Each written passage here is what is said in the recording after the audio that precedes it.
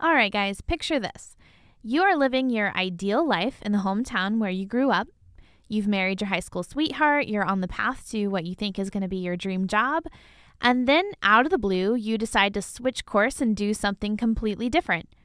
Now, imagine doing that 3 separate times. Now, to me, that sounds extremely scary and stressful, and while I'd like to think I'm brave enough to do it, I'm not sure I actually am.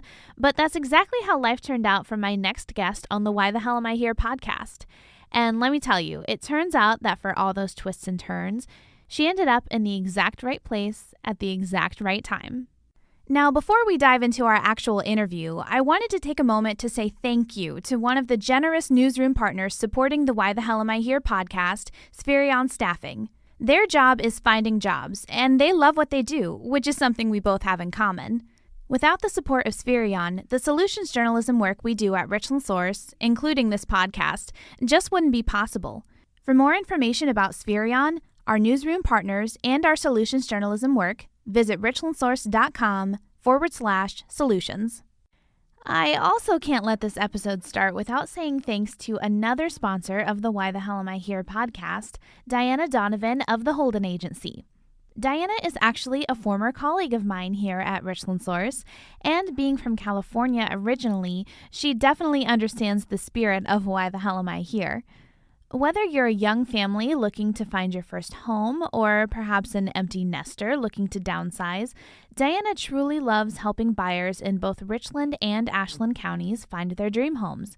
And she actually takes the time to listen to your wants and needs in order to tailor your home buying experience. You can find Diana on Facebook at Donovan Dream Home or give her a call at 419-688-9077. Your dream home is waiting. Let Diana get the door for you.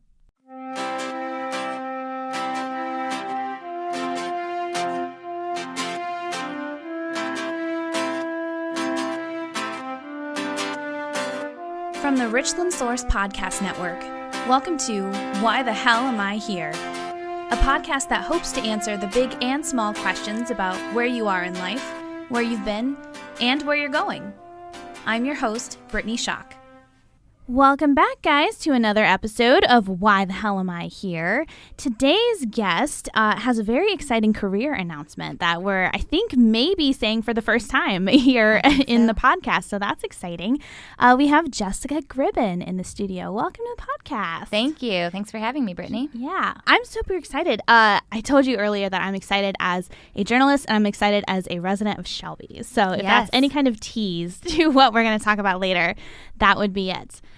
Jessica, you, this is not your first time being in the IdeaWorks building, but is it your first time being in the podcast studio? It totally is, and I'm very impressed with it.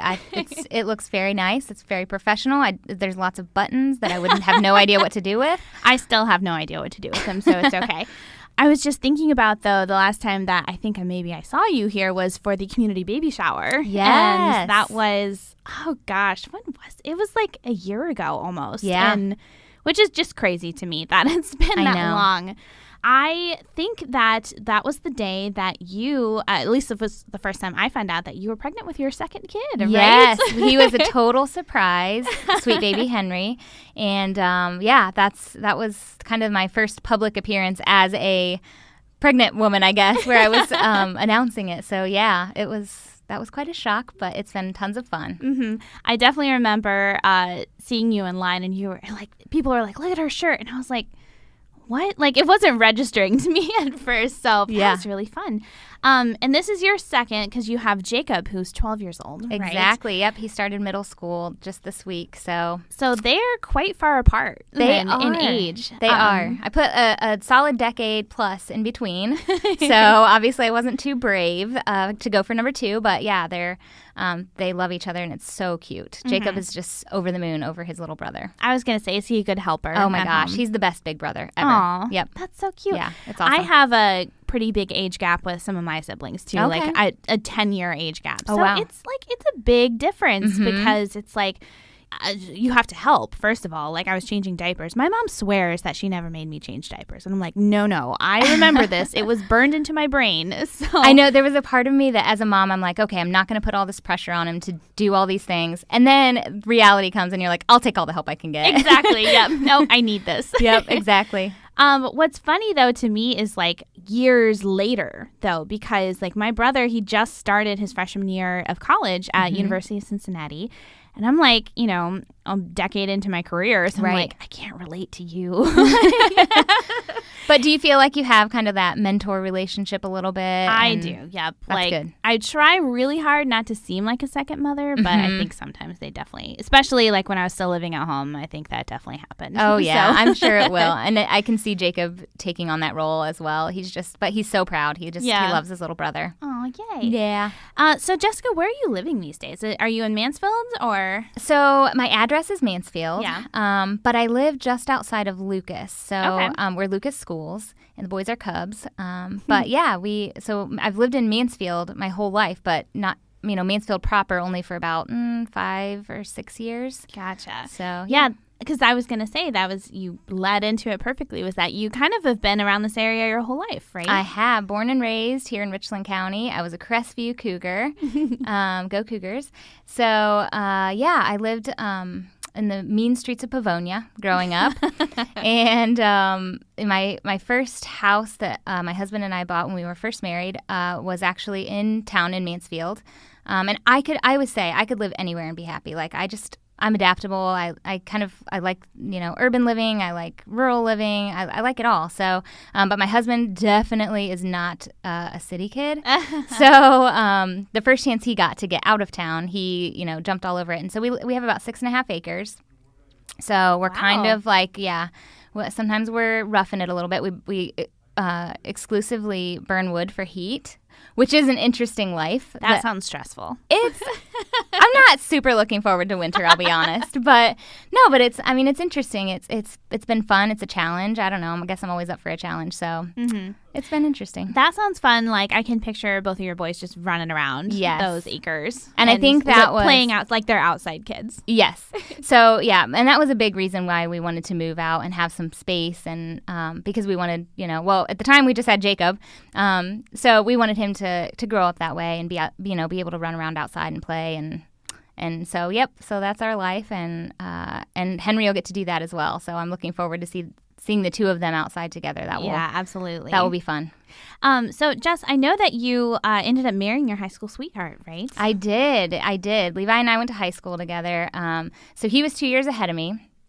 He was robbing the cradle, and I was a cheerleader, and he was a basketball player. So it was so like cliche. Absolutely. But no, it's been really good. And boy, when you marry someone that you went to high school with, you definitely grow up together. And totally. We're different people certainly now than we were then. But we've given each other room to grow, and it's been really good. So and I always forget, like, our wedding anniversary. I'm the worst. I'm probably the only wife that's like this. Usually it's the husband, right, that forgets. Right. I always forget if it's the 24th or the 25th, which is just silly. But we've been married for, it'll be 13 years this year. Wow. Congratulations. Thank you. That's super exciting. And I love what you said about, like, really growing up together, because you do so much of like the finding yourself parts of your life, and to do it together and then still want to be together after all of that, that's pretty impressive. Yeah, it's beating the odds for sure. Yeah, definitely. And I know you did quite a bit of finding yourself in that journey right after high school, right? Like going to college and stuff. And you attended the branch campus of, was it Ohio State Mansfield then? And then also some classes at North Central State College. Yes. What were you studying there when you started? So I initially started, and I knew I wanted to be in business in some fashion. So I'm like, okay, I'll go for business. I'll see what that looks like.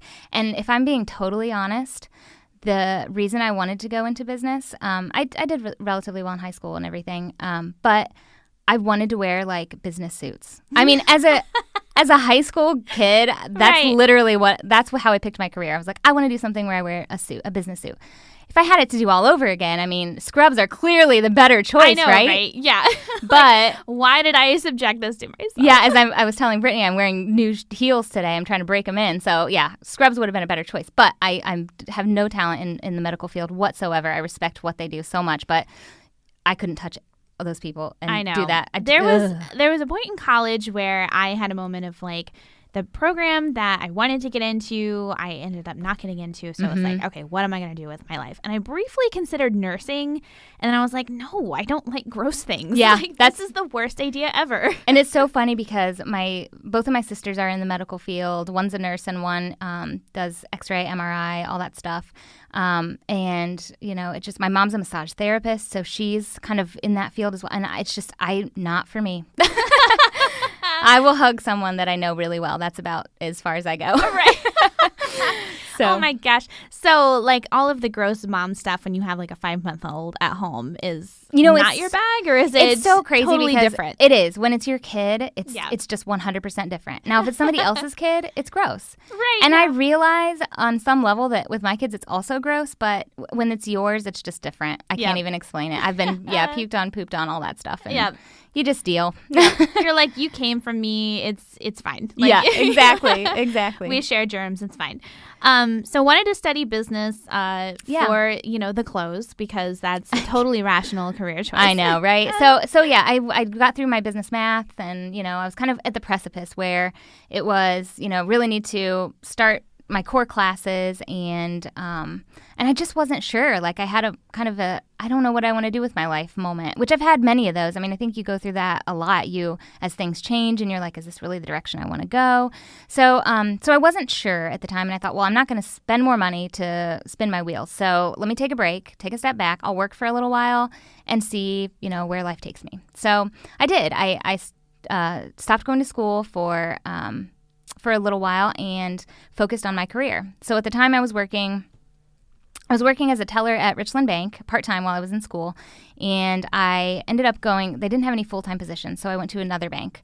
And I realized that the culture of that bank just wasn't a good fit for me. So I was probably there maybe 6 months and ended up coming back to Richland Bank where it was my home, and really, I kind of worked my way up from there. So I was a full-time teller, worked into a supervisor position, and then a few years later, I was assistant manager at a branch, and then I ended up managing an office and doing consumer lending and management and mortgage lending and all that good stuff. So I was there for about 12 years in total at Richland Bank. Wow.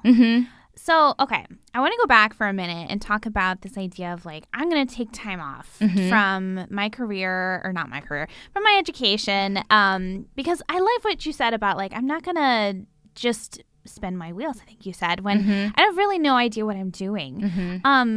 Did you get any kind of flack for that when you decided to take some time off? Because I feel like that's a little bit stigmatized, because it's like, you have to go to college, you have to get your degree.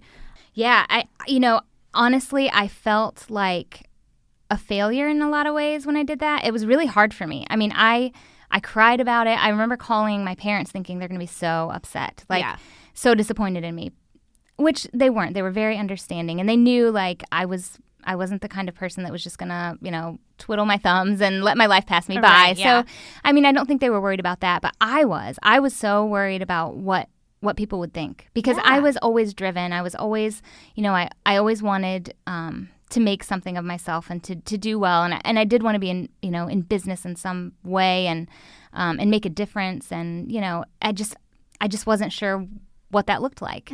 So yeah, it was really hard. It was a really hard decision to make. But at the time, I just did it and it worked out. And it did work out. It did work out. And there's a part of me that always wants to go back and just finish, just because. Right, because you never technically graduated. I actually, I don't have a degree. And like I said, there's a big part of me, and I think at some point in my life I probably will.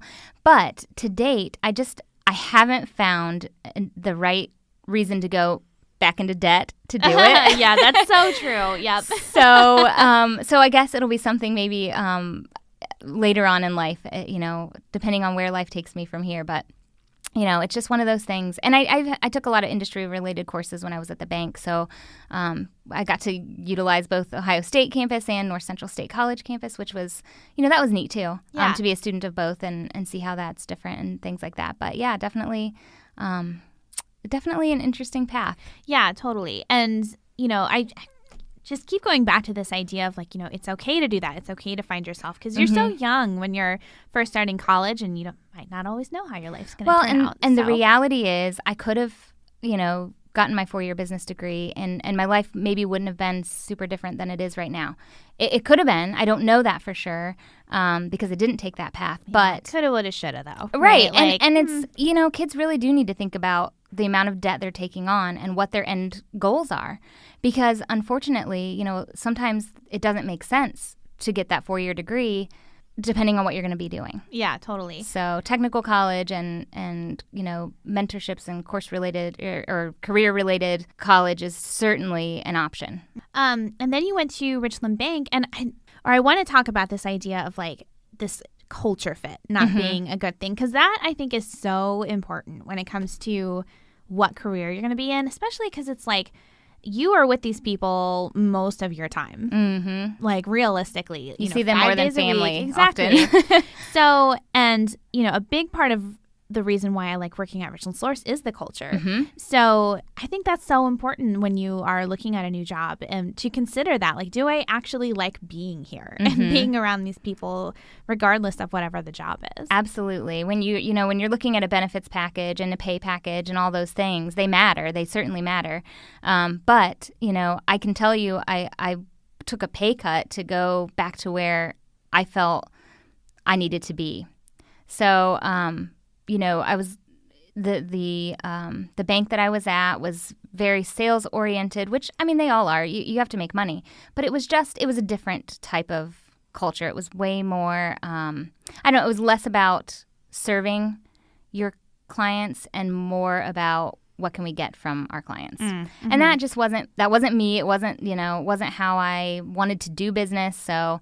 Like I said, I ended up going back and finding a culture fit that was very much a serving your clients mentality, and B, community, all about community. I mean, Richland Bank, you see them at literally every community event there is. Much. Yep. So I feel like that, that part of me, that service part of, that community first is really, it came from that career because I wasn't necessarily, as a kid, you're, 20 years old and your first thought isn't probably to go and volunteer, for the United Way or something like that. But, when it's kind of built into your career and what you're doing and your employer says this is important. Yeah, it's encouraged. Yeah, at some point you realize, this is important. And it becomes a part of your, makeup. Yeah. Which is cool. Yeah, and plus gave you great opportunities to move up because you said you started as a teller and ended as a branch manager in Lexington, right? Yeah, so and my whole career is built on people giving me opportunities, seeing that, I was driven and I was excited and I was ready and giving me opportunities that I couldn't have taken for myself. So really, I'm grateful that we were talking about mentors the other day, and I'm like, I've had so many. I can't even say, like, this one person has really guided me. So many people have guided me and given me chances to, that I could have fallen flat on my face. And, they're taking that risk. And I can't tell you how much I appreciate all the people who have said, you know what, let's take a risk on Jessica Gribben and let her do this thing. And, my whole career is made up of that. So super grateful. Yeah. And, the importance of passing the torch, I'm in this leadership position and I need to encourage the next generation coming up in order to see success in the future. Exactly. And I hope that I've been that for some people. It's very presumptuous to say, oh, I've been a mentor for so-and-so. So I never like to say that, but I hope that in some way I have inspired, some other people and given them opportunities that maybe they wouldn't have otherwise had. And that is an important idea that I want to talk about a little bit later. Okay. But finishing up the career stuff, you actually made a big change in career going from, bank manager to real estate person. Yes. So let's talk about that because you've been in real estate you got your license about 3.5 years ago. why do that? Like that, because that seems like a big shift, but maybe not. It is in some way. So when I worked at the bank, like I said, I did mortgage lending, which I really enjoyed that. I mean, it was so fun to watch somebody buy their first house or buy their dream house, and to really help them in that process. And as I'm doing it, I did interact with some realtors at the time. And so I kind of knew what that was about. Of course, until you do it, you really can't understand what all goes into it. But I just thought it looked like a lot of fun. It was really interesting. I thought it would be fulfilling, again, helping people find that first house, that dream house, that kind of thing.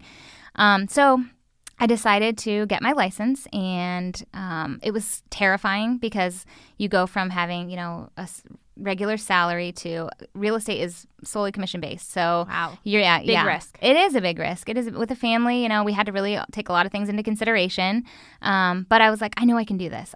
I know I can do this. Let's try it. So the other side was, real estate offered a lot of flexibility. It's not, you don't go to the office every day necessarily and do, things to fill your day. Mm-hmm. You're not sitting there from 9 to 5. Right. You're kind of more on demand, and there's a lot of evenings and weekends and things like that, but there's a lot of flex time too. So you can, my big thing was I wanted to make sure I could get my kids to and from school, that kind of thing. So, so it made sense for me in a lot of ways. And I was like, you know what, let's see what happens. So I did it and jumped in with both feet and left the bank, quit my job that I was very comfortable at, and, just went for it. And it has been a lot of fun. I mean, I've learned so much in the last 3.5 years, and it's just been tons of fun. Yeah.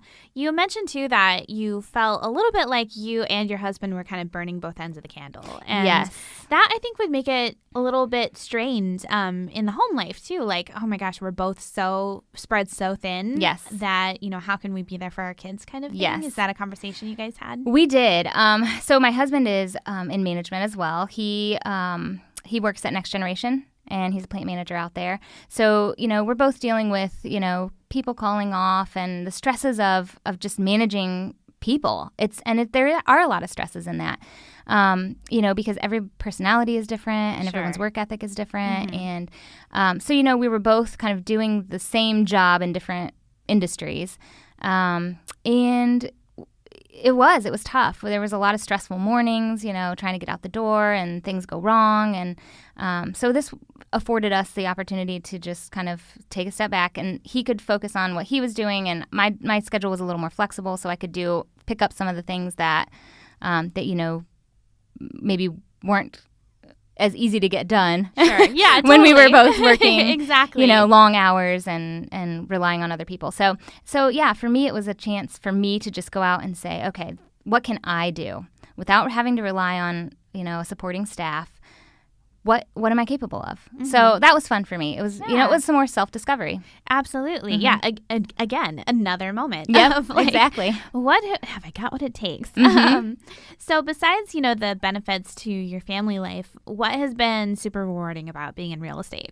Oh my gosh. So yeah, when you help first-time buyers find their very first house, and sometimes it's like there's some heartbreak involved. You could, especially right now, the market's really hot.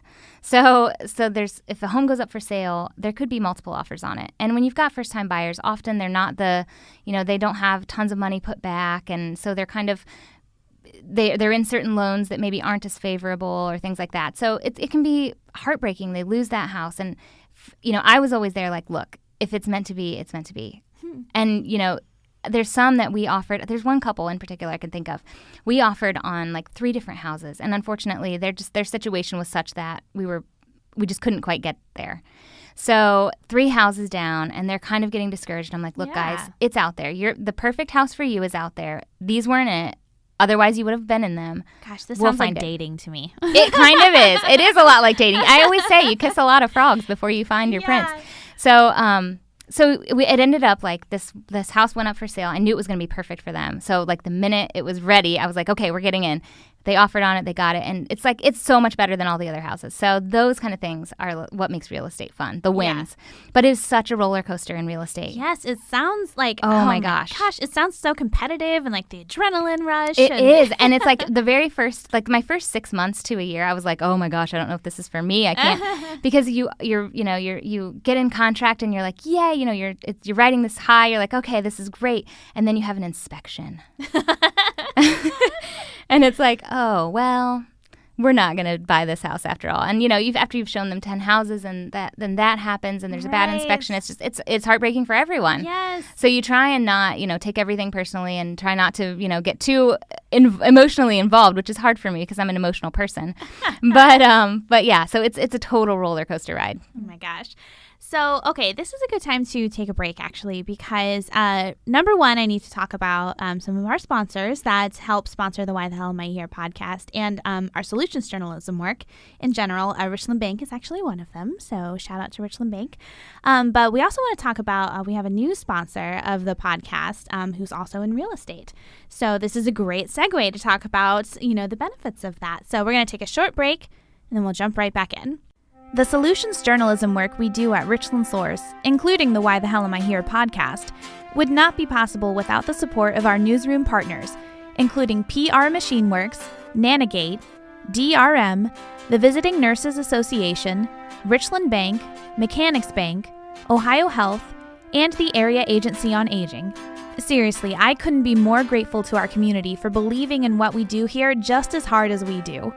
For more information about our newsroom partners and our solutions journalism work, visit richlandsource.com/solutions. And don't forget, whether you're a buyer or a seller in the housing market, Diana Donovan of the Holden Agency is ready to put you into your new home. Find her on Facebook at Donovan Dream Home or give her a call at 419-688-9077. Your dream home is waiting. Let Diana get the door for you. Now let's get back to the podcast. Welcome back, guys, to the Why the Hell Am I Here podcast. For those of you who've been listening, we have Jessica Gribben in the house. Whoop, whoop. We've been talking about being in real estate and being at Richland Bank for, you said 12 years at Richland Bank? Yeah. So pretty much the entire duration of your son's life, Jacob, right? Yeah.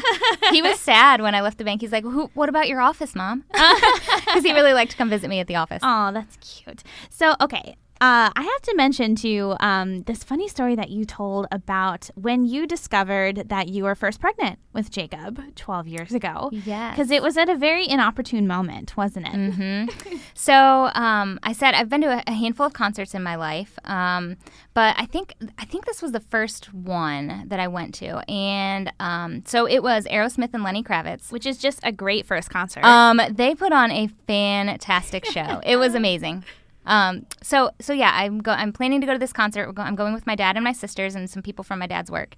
And I found out like the day before the concert that I was pregnant. And which is like, I mean, obviously a happy thing, but also kind of a buzzkill. Yeah, yeah, right? It is. So yeah, I found out the day before. And with my pregnancies, with both of them, as soon as I find out I'm pregnant, that's when I'm immediately sick. And it's not just morning sickness. It's like sick all the time. And every, food, just different triggers and awful. So yeah, I found out the day before. So I went to this concert and everyone's, having a great time, dancing, drinking, eating, and I'm just like trying to keep my cookies down.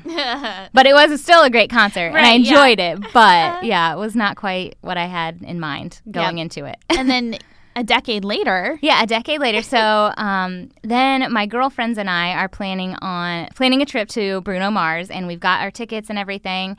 And come to find out, I am pregnant again for this concert. And I did have a little more advance notice this time, but yeah, I was the DD and definitely ate a lot of Sour Patch Kids at the concert while they're drinking their beers. Right. But that was also a great concert. So both of my boys have been to concerts very early on in utero. Yeah, no kidding.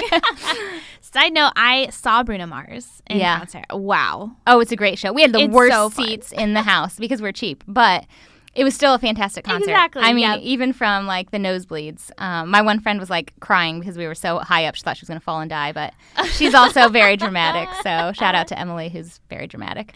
Emily, I can relate to you. Like, I don't know. I don't know if you've ever been to Ohio State games in the Horseshoe. I have not. So the nosebleed seats there, you are literally walking like straight up. Yeah. The Browns stadium is like that as well. The cheap seats. I don't like heights. So, it's that feeling of like, I'm standing at the top, and if I could topple over at any moment, I would just roll all the It way is down. crazy It feels because like I would there's roll like nothing straight there. onto the field. Yeah. So I can relate to that a little bit. So another thing that I wanted to mention before we get into our exciting announcement was that in addition to all of the stuff that you do for work, and you mentioned at Richland Bank, you're super involved. Like they encourage community involvement. Yes. So you are really involved in the community, and it's funny because it really all kind of relates to anything that's like an economic development wise. We mentioned Richland Young Professionals, RCDG, which I forget the acronym. Richland right Community Development Group. Okay, cool. And then the Richland County Foundation and the Richland Area Chamber of Commerce. Like you are kind of involved in all of that. Yeah. Is that just because it kind of encourages your love of community or your love of business? Because it kind of involves both. Yeah, right? it's the best of all worlds. So Yeah. it's very appealing to me. So it really all started with Richland Young Professionals because that was a sector of our CDG. That's right. So I forgot about yeah, that. so way back many moons ago, Bridget McDaniel was the executive director of RCDG, and John Brown was the president of Richland Bank, and I was working at Richland Bank at the time. It really And does feel like many moons ago, like a whole nother. It does. I mean, my life Like has completely I remember changed this, since then. but wow, it's anyway. Yeah. So yeah, they kind of came to a group of us that worked at the bank and said, hey, we really need a young professionals organization in Richland County. Like it's stupid that we don't have one. There's no reason. And we'd like you guys to kind of get it started, and you don't have to, but if you do it, it can't fail because it needs to happen. Yeah, no pressure. Yeah. So we're like, oh, okay. Yeah, that sounds interesting. So yeah, I mean, unfortunately, it had kind of started and stopped a couple of times. I think it just wasn't maybe the right time or the right, they didn't have the right support. But this one we knew. We were like, okay, we have to figure out a way to make it sustainable and so that it carries on into perpetuity, and we can pass it along and kind of grow that young professional base. So we jumped in. We kind of stole all the good stuff from every other Richland, or not Richland, I guess we're just the Richland, but from every other young professionals group that we could find, because we're not reinventing the wheel. We're smarter than that, right? We're gonna figure this out. Right. So other people are doing this successfully. We should just copy them. Exactly. Yeah. If you're doing this great, then we'll just take it. So we did that. We did a lot of, kind of molding it to what we wanted it to be, but taking pieces and parts from other places that were doing it well. So anyway, we did form this group, and I think, we laid a really good groundwork. They're doing great things now. And you served as the president for a little while. I was. Right? I was vice president for 2 years and president for 2 years. And it was a long 4 years because at first, especially at first, it felt like a second job. There was just so much to do because we knew it needed to be successful. And you're doing it all for the first time. So it's like you're like you said, you're laying the groundwork. It's like now other people can do it exactly how we did it. But when you're breaking that ground, that's really difficult. It's like throwing a community event for the first time. Yes. Like you have to plan it all, and then you just copy the rest of the other years that exactly. you do it. Well, and, you're working with a group of totally volunteer people. We didn't have any full-time staff. There's still no full-time staff. It's all volunteers. And so it's a little bit like herding cats, too. And these volunteers are all, they're all young professionals. They're early in their careers. They're not, they don't have a ton of time to commit to things necessarily. So, and you're getting pieces and parts from different people. So, really, we just wanted to make sure sustainability was our big thing. We wanted to grow it. We wanted to make it great, but really sustainability was the key. So we wanted to make sure there were, bylaws in place that would kind of cover everything, and then they were in good shape. And I felt like that was when I was leaving. I was like, okay, you guys can take this, what's here, and really take it to the next level. Which I feel like they're really doing there. And it's again a group of total volunteers. So, but yeah, it was. Just making it sustainable and keeping things going, it was huge. So Richland Young Professionals, my heart and soul was in that, for 4 years. Right. And I'm still, it's still my baby to a certain degree. I want to like encourage them and, totally. be there for them, but they're doing a great job. And Michael Klein's the president now, and he's really, got a handle on things, and they're keeping events going. They've got a great mentorship program. I know. Then I'm glad you mentioned that, because I wanted to say, like, we talked about the importance of mentorship and like passing the torch and stuff. And I know when you guys were looking for, applications for new members, we did an article about that, and which you can read on richlandsource.com. And we talked a little bit about how that's so important to encourage, you say the word millennials and it's so loaded now, right? And like you can look up 100 articles about how millennials are ruining mayonnaise or ruining like literally everything. Right. But, I'm a millennial and part of that next generation. So it's like, okay, we're not so bad. And I think it's important for people to recognize that, okay, like it or not, these are your future leaders, and you need to encourage them, right? And believe in them. And you guys really do at Richland Young Professionals, right? Like that's kind of the whole point. Yeah, that is the whole point. In a lot of ways, this is for many of our leadership board, this is the first board they've ever served on. So they're learning, the ins and outs of that, what their responsibilities are, how work gets delegated, how it gets done when you're working a full-time job and this is a volunteer organization. So for a lot of people, it's kind of grooming them for that next step position. Even myself, as that was the first time I'd been the president of a board. So it's a really great learning experience. The mentorship program is huge in our community. I can't say enough about how they have, really embraced Richland Young Professionals, recognized how important it is to plug people in, because that's why people stay here. Yeah. If you come here, you're a perfect example. You move here, if you don't meet people and don't leave your apartment, there is nothing keeping you. You can go get a job anywhere. Yeah.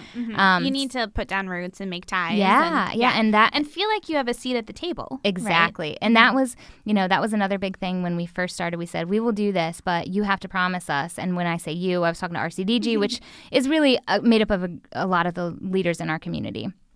You have to promise that we will always have a seat at the table, and they have delivered tenfold on that.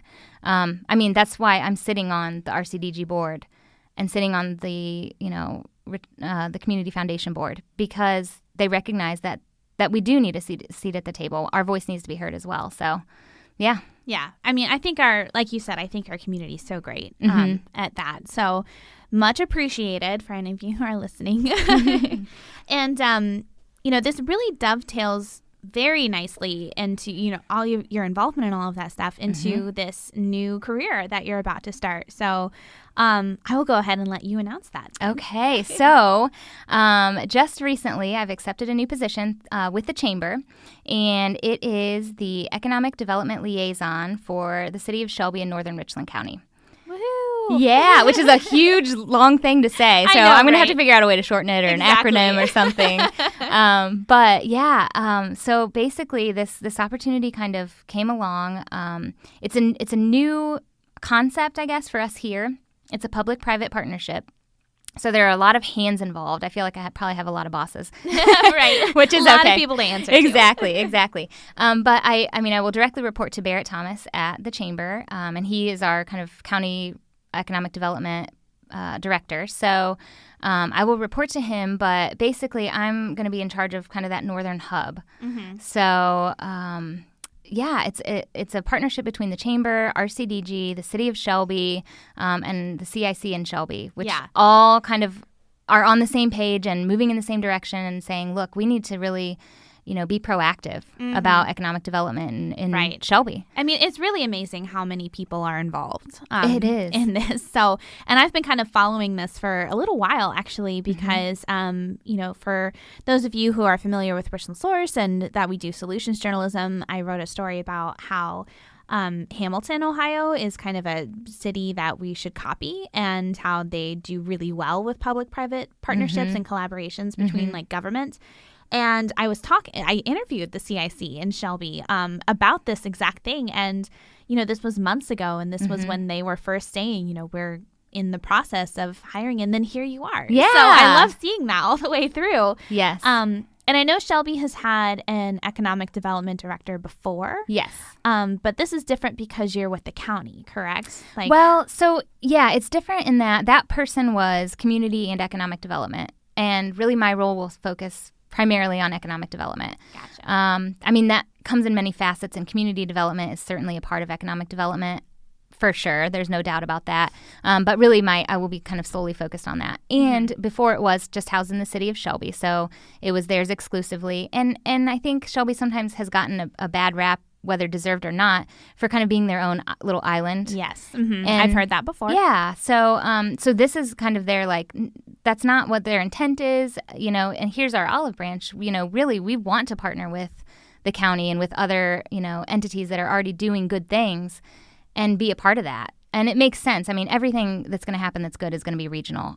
So, if things that are good for Mansfield are also good for Shelby and vice versa. Yeah, totally. So really, I mean, for us all to be on the same team, it just totally makes sense. Yeah. I tease the guys in the office because I live in Shelby, so that's why I'm excited for this. Yeah. Because I benefit as a Shelby resident. But they act like that I live out in the boonies because I have a 20-minute commute to work. Because it's so far to Shelby. It's so far. And they never really go there. And, I think that's kind of part of the problem is, like, unless you're really going to, like, the vault or something, there's not a reason to go, or someone in Shelby. So, that might be one of the things that you address, but that I always say that if I ever leave Richland Source, I don't know if anyone will write about Shelby ever again, because since I live there, I'm always advocating, like, okay, yes, I need a Shelby source in this story. And that's one thing that Shelby needs is they need an advocate. I mean, and multiple advocates, of course.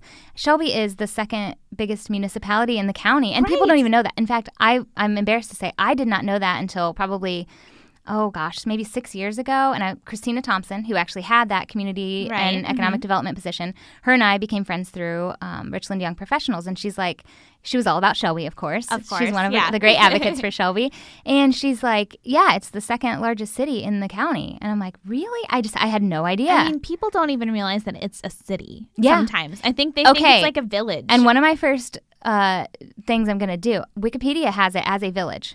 Oh my God. And that should be changed. Like, come on, Wikipedia, get with the times. So there's just so much good in Shelby. And actually, it's funny, I do have connections to Shelby. Henry was born at Shelby Hospital. Really? Oh my gosh, that's funny. And I loved it. It was like a great experience. So anybody who's having babies, I highly recommend. But yeah, and growing up, we often went to Seltzer Pool.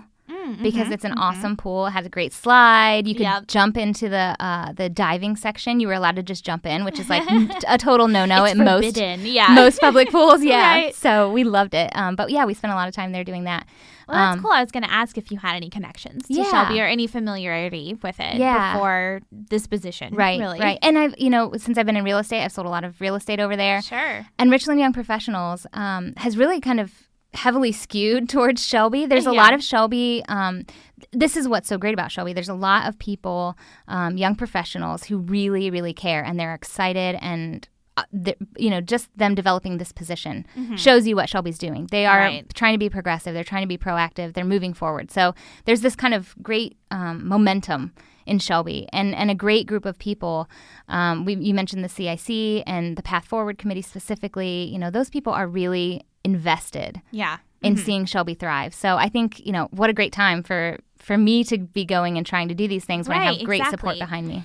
I think it's so important to recognize that, because I don't know that everyone always knows that this stuff is happening behind the scenes. And, this isn't immune to, or this isn't specific to just Shelby. Everyone's kind of like this, where they're like, they only see the negative. Yep. Right. And it's really easy to focus on the negative. Yes.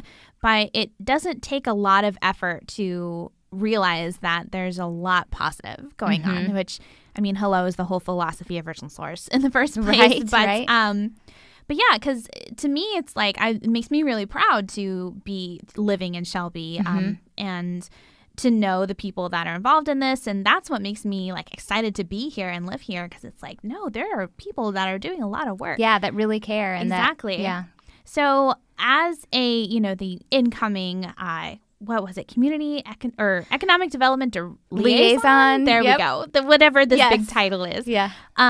What is some of the potential you see for Shelby, and like, this is kind of your job, right? To develop the economics scene in Shelby, which people are kind of down about. So, what are your plans? What potential do you see? Yeah. So like I said, I was a Crestview kid. So Northern Richland County feels like home to me in so many ways. The flat cornfields. Yep. that's home to me. Right, yep. So yeah, and I'm really excited. And I should mention too, the Village of Plymouth is actually a partner in this as well. Oh, so, awesome.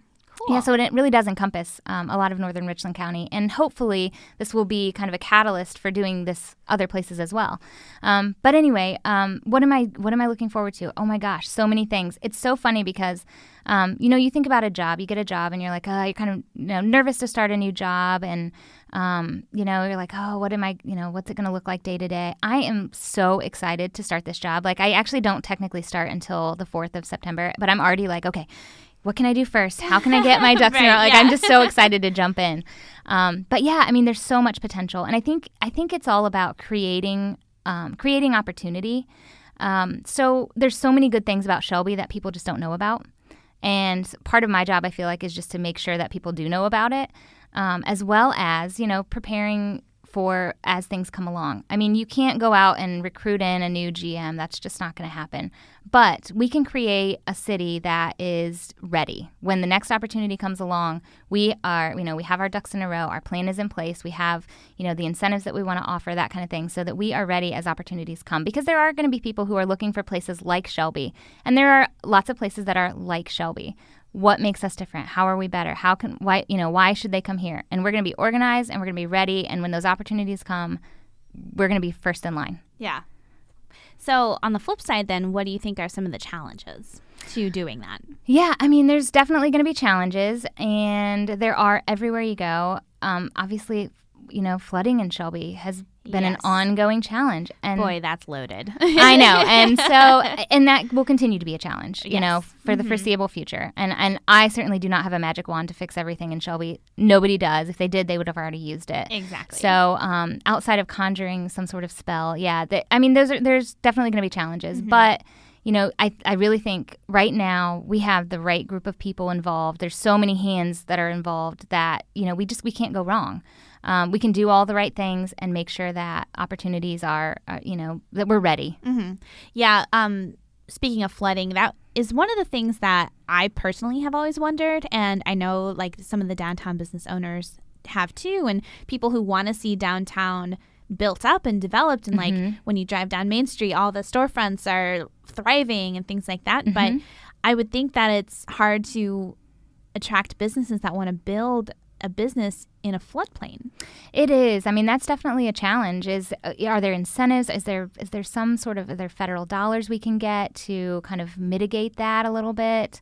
Is there some sort of pooling we could do for insurance? I don't know. I'm just literally asking these questions because I haven't even started yet. Exactly. But definitely. No pressure. I mean, not to put you on the spot, but I'm just wondering out loud. Like, and I wonder the same thing because there's got to be a way around it somehow.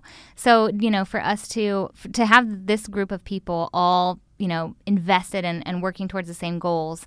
I mean, if there's a solution out there, this group will find it. Yeah. I feel confident. So the other thing that I want to talk about real quick that you mentioned, which I think is important, like we keep talking about Shelby, because Shelby's kind of like the center of this northern region that you'll be looking at, but it's a lot more than just Shelby. Yeah. And I think it kind of is the same thing of like people say, why do you focus on just Mansfield? But when you develop Mansfield and you develop that seat, then it kind of ripples out, right? And is that kind of the same philosophy here? Yes. And anything you read, because I've been on these boards, I've been involved in conversations that we talk about, regionally. And anything that you read that talks about legacy cities, so cities like Mansfield, like Shelby, that, are kind of Rust Belt cities, have maybe had their day in the sun and then, had their decline and they're looking to reinvent themselves. Everything I've read, everything points to it has to be a regional effort. So no city's going to pull themselves up by the bootstraps and just do their own thing and make it and thrive. It's going to be the ones who realize that, we're all connected. And what's good for one is going to be good for the other. And we really have to work together cohesively because we're attracting a business to Shelby, but the people that are living in Shelby or working in Shelby are shopping in, maybe Ontario, or maybe they're living in Mansfield. So it's all one place. And really we need to understand that and to embrace that because it's a fact. Yeah, it's amazing to me. And I don't know if this is something that's always happened, but it feels like it's new, this idea of like being so collaborative. moving forward and realizing, like you said, like we literally, it sounds almost cheesy to say, but like literally we all have to work together if we want to see it succeed, right? And I think for a long time, we've always, people have great ideas and they're like, okay, I have this great idea and I'm going to do it. And somebody else, may have a similar idea, but it's their idea and they're going to do it. And we've really kind of come to the point where it's like, okay, we all have good ideas. Let's join together and let's all, kind of work on that one idea and push it forward. Right. Because otherwise we're just kind of operating in silos, right? Exactly.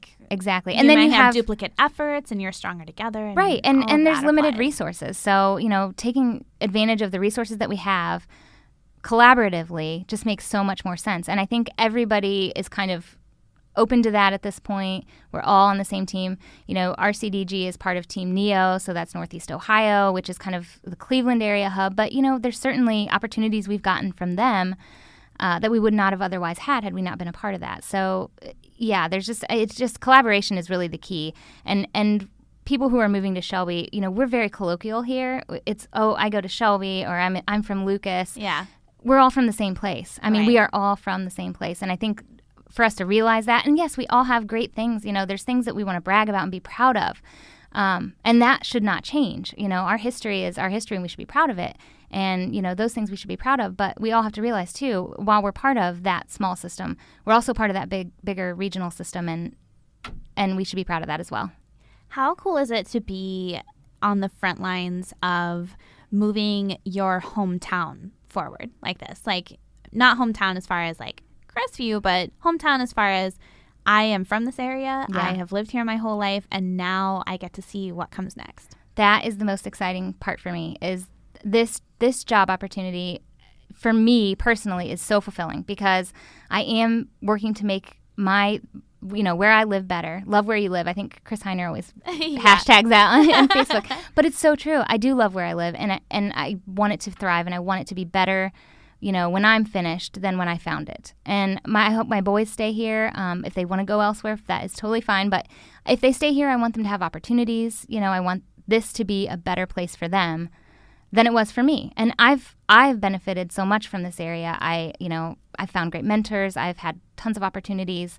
I love it here, and I want to give back to what has given me so much. Yeah, this has definitely been a running theme in this conversation of like you wanting to look for opportunities to help people and to like make the world a better place. Yeah, like, really idealistically so, right? Like I know it's so it's cliche, but it's a fact, and that's why this is, in so many ways, this is my dream job, because I get to do all those things, and I get to wear business suits while I do it, right? Exactly. Oh my gosh. Well, I think that is the perfect way to end this, right? So, Jessica, thank you so much for being on the podcast. Thanks for I hope you had me. fun, because I definitely did. I know I'm super excited to see where this new career takes you, and hopefully we'll talk again in really positive ways. And I get to write stories about great new things coming to Shelby thanks to you. So I'm excited. So if you want more information about things like all this stuff that you've been involved with, like RYP, RCDG, the Chamber, the Foundation, Richland Bank, everybody has Facebook pages, right, at this point. Yep. So I would say definitely get on Facebook if you want to get involved in any of these organizations that we've been talking about.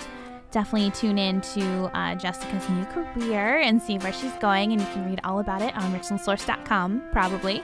And, of course, if you want to listen to more episodes of Why the Hell Am I Here, you can find us on Apple Podcasts. And we'll see you guys next time.